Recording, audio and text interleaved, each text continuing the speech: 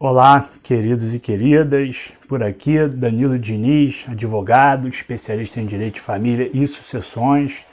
Hoje estou aqui para trazer mais um tema interessante, um tema curioso até certo ponto, que são os mitos sobre a união estável.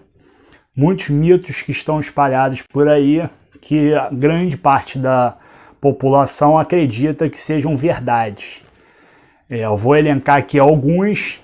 Sugiro que, caso não tenha, dentre esses mitos que eu vou aqui falar, o que você conheça, o que você queira saber, que você comente para que posteriormente eu possa tentar elucidar, sanar esse mito, né, e desfazê-lo, né? Porque os mitos atrapalham muito a compreensão sobre o tema.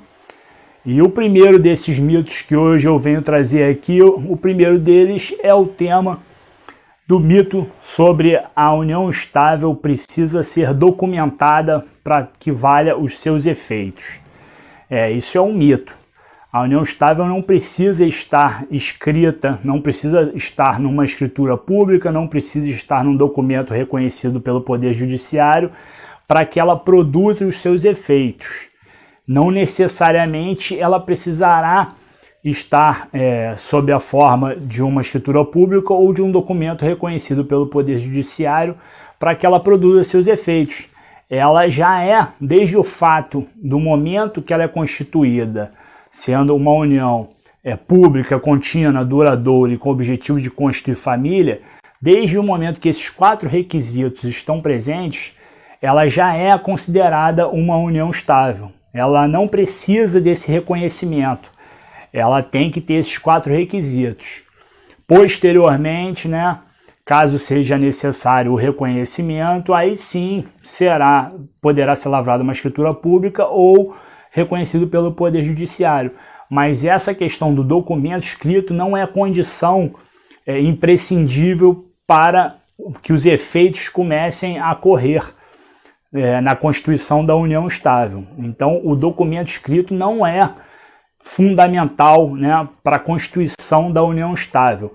Obviamente, que ele serve para diversos fins, como a questão de um plano de saúde, para colocar como dependente o companheiro ou a companheira, para um clube, para efeitos previdenciários, no caso de um banco, no caso do INSS, numa pensão por morte.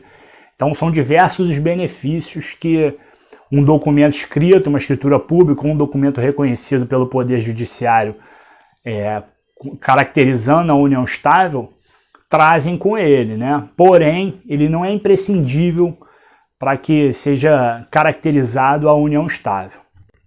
O segundo mito que hoje eu trago para vocês aqui para desfazer esse mito é que na união estável não tem os mesmos direitos que o casamento.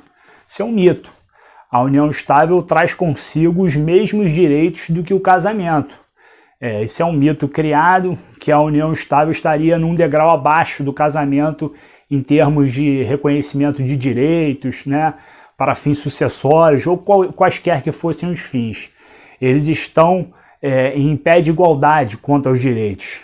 O casamento possui os mesmos direitos que a união estável. O terceiro mito que eu trago aqui para vocês é quanto à necessidade de um tempo pré-definido para que seja caracterizada a união estável. Esse é um mito que foi criado ao longo do tempo junto com a legislação, porque a legislação lá atrás, há muitos anos atrás, previa o tempo de 5 anos para que fosse caracterizada a união estável. Só que com o tempo, essa legislação, essa lei ficou para trás e veio uma lei posterior, que definiu em 2 anos que tivesse esse marco temporal para que fosse caracterizada a união estável. Porém, essa lei também já foi revogada e hoje em dia não há um tempo mínimo pré-definido para que seja caracterizada a união estável. Vai depender de caso a caso da conjugação, né, daquelas 4 características que eu falei que caracterizam a união estável. Então, atualmente não há um tempo pré-definido para a caracterização da união estável. O quarto mito que eu trago aqui para vocês é quanto à necessidade de ter filhos para que seja caracterizada a união estável. Isso é um mito. Também não há a necessidade de se ter filhos para que seja caracterizada a união estável. Uma coisa é você ter um objetivo de constituir família, outra coisa é ter filhos.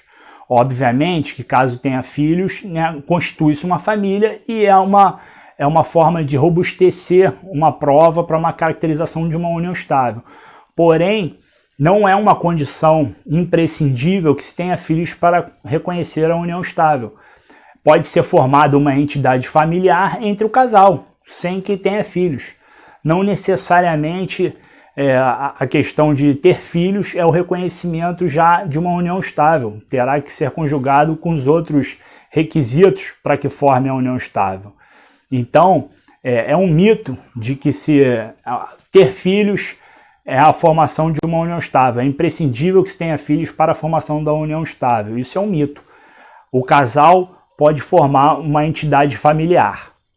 E o quinto e último mito que eu trago hoje para vocês aqui é quanto à necessidade do casal morar junto. Esse é mais um mito.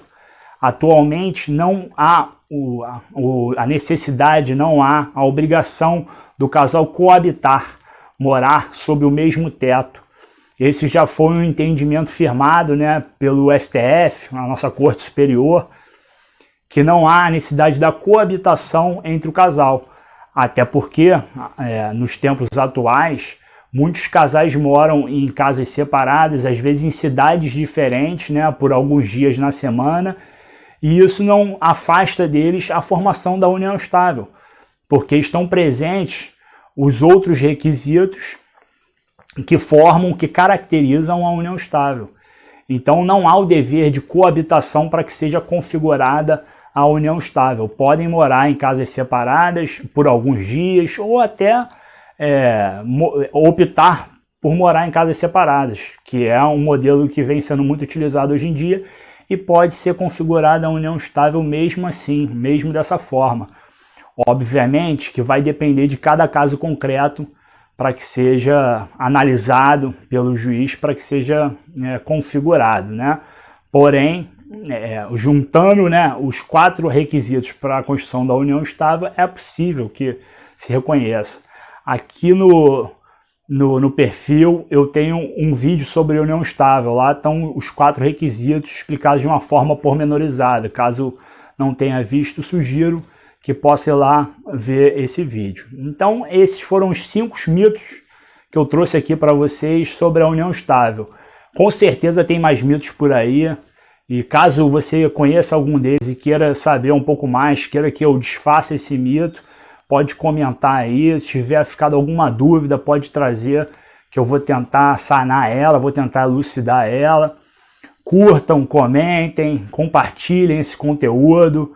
Muito obrigado por estarem aqui. Vamos juntos na construção do conhecimento nessa jornada. Muito obrigado e até a próxima.